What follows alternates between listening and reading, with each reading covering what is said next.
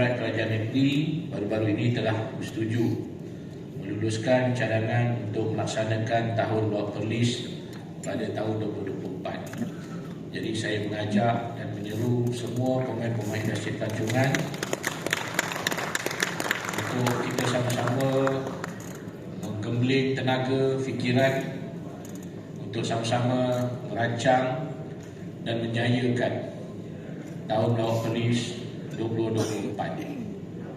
Saya percaya dengan kerjasama yang erat di antara kerajaan dan pemain-pemain industri yang berpengalaman dengan selok-belok, dengan cabaran dalam bidang industri, dalam bidang masing-masing, kita akan dapat menghasilkan tahun law perlis yang berjaya, bukan saja menarik pelancong untuk datang pada tahun itu, bahkan memberikan kesan jangka panjang dan juga kesan limpahan kepada penduduk Perlis secara yang berpanjangan.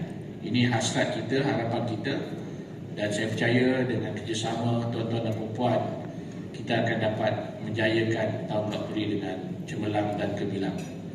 Kita akan merangka gerak kerja dalam tempoh yang terdekat dan saya percaya tuan-tuan dan puan-puan akan dilibatkan sepenuhnya untuk memberikan buah fikiran, pandangan dan juga memainkan peranan-peranan yang tertentu bagi menjayakan tahun law perlis 2024 nanti. Kerajaan negeri sentiasa menyokong usaha-usaha ke arah mempertingkatkan prestasi industri pelancongan di negeri Perlis. Ketersediaan produk pelancongan yang berkualiti dan bersih mampu menarik lebih ramai kedatangan pelancong ke negeri kita ini. Saya sebagai orang luar, kerana saya bukan orang Perlis dan baru setahun berada di Perlis, saya melihat keunikan dan juga advantage yang ada di negeri Perlis ini yang boleh diapresiasi. Pertamanya saiznya. Saiznya yang kecil menjadi advantage, bukan disadvantage. Kerana kalau berada di Perlis, kita boleh pergi ke pelbagai destinasi pelancongan dalam tempoh yang singkat. Kita boleh berada di pesisiran pantai, kemudian kita boleh ada di kawasan Bukit Bukang, kemudian kita boleh ada di kawasan Kendang, kita boleh pergi ke kawasan Bandar, Bandar Diraja dan sebagainya. Dalam tempoh yang singkat, dalam tempoh antara 30 minit hingga 45 minit. Jadi satu keunikan yang kita sepatutnya eksploitasikan dengan lebih lagi. Kerana tidak banyak negeri yang boleh menawarkan lokasi-lokasi dan destinasi pelancongan yang menarik dalam lingkungan yang berdekatan. Bayangkan kalau kita nak cakap tentang lebih faham sebagai contoh, antara kawasan pantai dan kawasan pegunungan perlu memandu kereta sehingga 3-4 jam. Kalau berada di pantai Balok di Kuantan, kemudian tak pula melancong ke Cameron Highland, 4 atau 5 jam baru sampai. Tapi kita di sini pukul 4 ada di pesisir pantai Kuala Perlis, 4.45 kita dah boleh ada di viewpoint Wang Kelian sebagai contoh. Tambah lagi setengah jam dah boleh ada di Padang Besar dan boleh masuk ke Thailand juga. Ya? Jadi itu keunikan dan kelebihan. Dan kita juga dikelilingi dengan jiran-jiran yang bercuti pada hari Jumaat. Ini menjadikan ruang ataupun hari-hari pelancongan di negeri Perlis ini lebih panjang berbanding dengan sebahagian negeri-negeri lain yang hanya di mana mereka menerima pelancong yang datang pada hari Sabtu dan Ahad. Saya lihat di banyak tempat di negeri Perlis ini, hari Khamis malam, hari Jumaat dah mula ramai pelancong. Kerana jiran kita bercuti pada hari Jumaat, jiran kita di Kelantan bercuti pada hari Jumaat dan juga di Terengganu. Jadi inilah keunikan yang ada yang boleh kita gunakan untuk menarik lebih ramai pelancong untuk datang ke negeri Perlis. Selain daripada aspek alam semula jadi yang ditawarkan, kita hendaklah berusaha untuk meningkatkan added value ataupun nilai tambah kepada alam sekitar semula jadi yang telah tersedia di negeri Perlis ini. Yang pentingnya kepada saya ada beberapa. Yang pertama, produk yang kita tawarkan itu. Kerana masyarakat Malaysia, saya dapati mereka memang sedia untuk ataupun bersedia untuk berbelanja, untuk bercuti dengan keluarga dan sebagainya. Tapi kita hendaklah selalu ataupun sentiasa memikirkan apakah produk-produk yang hendak kita tawarkan dengan berlatar belakangkan keindahan semula jadi yang sedia ada. Saya boleh katakan saya berbangga dengan apa yang saya lihat, kerana pemain-pemain industri pelancongan rakyat negeri Perlis amat kreatif dan inovatif dalam menawarkan produk-produk yang menarik minat, kelainan dan keunikan yang menarik minat. Kerana sekarang ini zaman sosial media, orang berebut-rebut untuk mencari kelainan dan keunikan. Kalau mereka nak aktif dalam Facebook, Instagram, TikTok dan sebagainya, setiap hari mereka hendak publish atau post bahan-bahan baru yang ada kelainan dan keunikan. Jadi di situlah apa yang kita boleh gunakan untuk menghasilkan kelainan dan keunikan pada produk-produk yang dihasilkan. Sebagai contoh, di negeri Perlis ni saya lihat kopi pun ada macam-macam. Itu pun satu yang sangat baik, yang saya rasa amat unik. Itu juga dengan makanan, itu juga dengan perkhemahan, penginapan dan sebagainya. Fikirkan, cetuskan, dan itulah sebenarnya yang kerajaan negeri harapkan daripada pemain-pemain industri. Dan kita di peringkat kerajaan negeri akan cuba menyediakan ekosistem yang boleh membantu dan menyokong, mengurangkan kerenah aplikasi, melonggarkan peraturan-peraturan yang dibolehkan, asalkan tidak mendatangkan isu-isu keselamatan dan juga isu-isu lain yang negatif kepada masyarakat dan juga para pelancong nanti. Yang kedua, selepas produk yang inovatif dan sebagainya adalah layanan mesra, service level itu mesti sentiasa dipertingkatkan. Bermanis muka dengan senyuman, melayan dengan baik, ucap terima kasih, adab-adab dan kesopanan, kesusilaan, supaya pengalaman itu adalah pengalaman yang manis yang boleh dinikmati semasa mereka berada di sini, dan mereka bawa pulang dan mereka rekomen pula bercerita tentang kebaikan layanan servis yang diberikan. Ada kalanya produk kita mungkin terbaik, tetapi disebabkan oleh layanan, kualiti layanan, kemesraan kita itu agak kurang, maka kita tak dapat bertahan dengan lama ataupun tidak dapat memperkembangkan produk-produk yang telah diperkenalkan.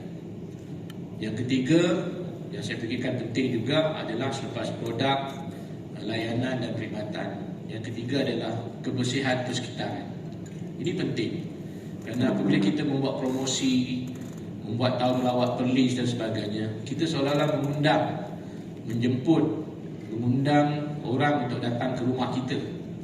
Jadi ibaratnya begitu, apabila kita mengundang orang datang ke rumah kita, pastikanlah rumah kita itu bersih.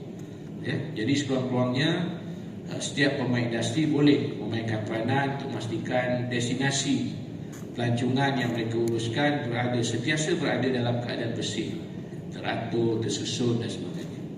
Kadang-kadang saya lihat tempat-tempat yang dapat daya tarikan dan sebagainya, saya suka kalau pengurus tempat itu mengambil sedikit inisiatif untuk memastikan kawasan persekitarannya bersih. Memang betul lah di depan kedai itu adalah jalan yang diselenggara oleh JKR, JPS atau MADA ataupun MPK, betul. Tapi apa salahnya? Kita sudah hendak berniaga di situ, kawasan kita hendak dijadikan pusat tarikan pelancong dan pelawat. Kita ambil inisiatif untuk membersihkan kawasan sekitar itu. Tak kira itu reserve MADA ke, reserve JPS ke, urusan JKR ke atau MPK, tak mengapa. Tapi depan kedai kita tu atau di sekitar lokasi kita tu kita bersihkan. Jangan ada sampah-sampah yang terbiar, terlombok dan sebagainya. Ini mencemarkan persekitaran dan mengurangkan keselesaan pelancong-pelancong dan pelawat-pelawat yang datang. Jadi kalau dapat kita beri perhatian pada perkara-perkara ini, saya fikir keunikan produk yang ditawarkan, pengalaman yang menjadi ingatan dan persekitaran yang indah dan bersih akan menjadi satu bentuk promosi yang akan membawa orang untuk datang semula dan juga recommend rakan-rakan yang lain. Kerana dalam dunia sekarang iklan ataupun promosi yang paling berkesan adalah daripada rakan-rakan, bukan daripada kerajaan. Kita boleh berbelanja beratus-ratus ribu, membuat billboard dan sebagainya, letak di highway, masuk TV, buat rencana dan sebagainya, habis berjuta-juta. Tapi kalau kawan tak recommend tempat tu, orang tak datang. Jadi kuasa sosial media ni sangat-sangat perlu untuk kita eksploitasi dengan cara yang positif. Jika tidak, dia akan memberikan kesan negatif kepada usaha-usaha kita. Jadi itu satu perkara yang saya fikir kita semua boleh laksanakan dengan cara yang terbaik. Yang berhormat para hadirin yang saya hormati sekalian, berbagai platform telah disediakan kepada para penggiat industri pelancongan untuk menyuarakan pandangan dan pendapat masing-masing seperti di dalam mesyuarat, media sosial, email dan WhatsApp. Pertemuan kita pada hari ini adalah salah satu daripada media untuk kita berbincang bagi merancangkan lagi aktiviti pelancongan negeri kita ini selain daripada menghargai usaha tuan-tuan dan perempuan semua. Saya dimaklumkan di awal program ini telah diberikan masa lebih kurang 1 jam untuk tuan-tuan dan perempuan bernetworking, saling kenal mengenali, dan saya harapkan peluang itu telah diambil dengan sebaiknya, bertukar-tukar nombor perhubungan dan sebagainya supaya boleh difikirkan apakah bentuk kolaborasi antara tuan-tuan dan perempuan yang boleh dimainkan dan dilaksanakan untuk sama-sama mendapat faedah dalam perkembangan pelancongan di masa yang akan datang. Saya dapati pengalaman-pengalaman sebelum ini, ramai di kalangan pemain-pemain pelbagai sektor tidak mengenali antara satu sama lain. Dan apabila kita himpunkan dalam majlis seperti ini, barulah mereka saling mengenali, saling bertegur sapa dan saling merangka kerjasama-kerjasama yang boleh dijalinkan di masa yang akan datang. Pelibatan pelbagai organisasi meliputi agensi pusat dan negeri serta pihak swasta amatlah diperlukan dalam menjayakan agenda pelancongan negeri Perlis. Walaupun datang dari latar belakang yang berbeza, namun kita mempunyai objektif dan keinginan yang sama, iaitu untuk melihat masa depan negeri Perlis dalam bidang pelancongan yang lebih cerah serta lebih dinamik. Jiran kita di sebelah utara, iaitu di Thailand, sangat memberikan penekanan kepada industri pelancongan. Kerana sebenarnya itulah punca pendapatan mereka. Jadi mereka sanggup berusaha bersungguh-sungguh untuk memastikan layanan yang diberikan, produk yang diberikan dan persekitaran yang dialami oleh pelancong itu siasa berada dalam keadaan yang terbaik. Dan saya tidak fikir ianya terlalu susah untuk negeri Perlis mengikuti ciri-ciri yang ada pada negara jiran kita untuk kita bersaing dan menarik lebih ramai pelancong untuk datang ke negeri ini. Bagi negeri Perlis untuk menjadi destinasi utama pilihan pelancong, kita perlu menangani isu-isu termasuk keperluan membangun produk pelancongan yang menarik seperti yang saya sebutkan tadi, menambah baik penyelenggaraan kawasan pelancongan sedia ada dan melaksanakan promosi pelancongan dengan giat. Kerajaan negeri dalam rangka tindakan untuk menganjurkan Tahun Lawak Perlis 2024, program pelancongan ini juga berlandaskan pada Indonesia, Malaysia, Thailand Growth Triangle IMTGT Visit Year. Matlamat utama TMP 2024 dan IMTGT Visit Year 2023-2025 ini adalah untuk menarik pelancong menerokai pengalaman melancong di negeri Perlis.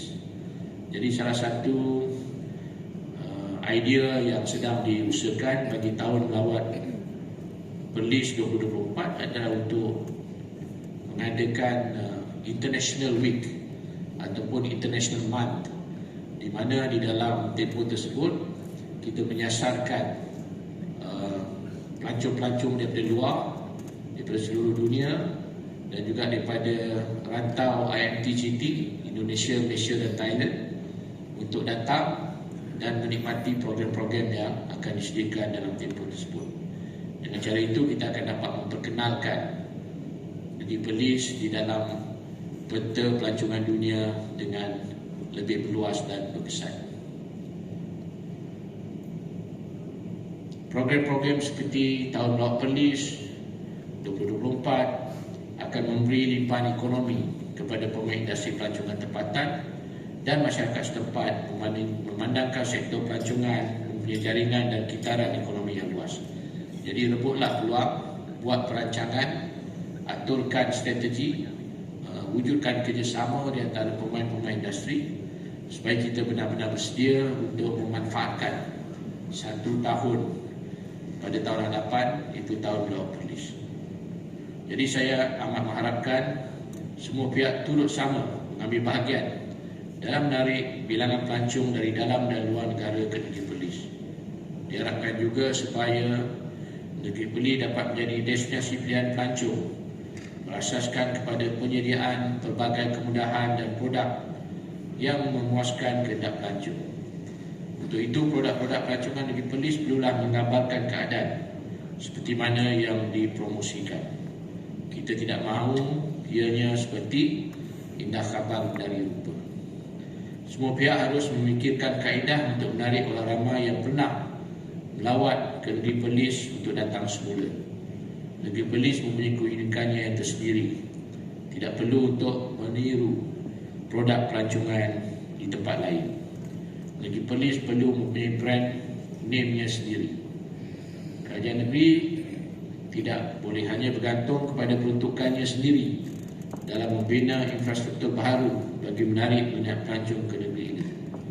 Pihak pelabur swasta amatlah dialu-alukan untuk membuat pelaburan, khususnya dalam sektor pelancongan di negeri Perlis. Saya juga berharap agar penlibatan komuniti setempat dalam menghasilkan produk pelancongan melalui konsep community-based tourism dapat dipertingkatkan bagi membantu masyarakat meningkatkan tahap ekonomi mereka, seterusnya menyemarakkan sektor pelancongan Perlis. Kerajaan negeri sentiasa mengalu-alukan dan menggalakkan jabatan untuk mengadakan aktiviti-aktiviti atau program-program dalam menarik orang ramai untuk datang ke negeri ini. Akhir kata, saya sekali lagi ingin merakamkan penghargaan pada semua atas kesudian menjayakan Malam Apresiasi Pelancongan Negeri Perlis tahun 2023. Semoga penduduk negeri Perlis terus mendapat manfaat daripada perkembangan dan kemajuan sektor pelancongan di negeri ini. Sekian, wabillahi taufiq wa hidayah. Wassalamualaikum warahmatullahi wabarakatuh.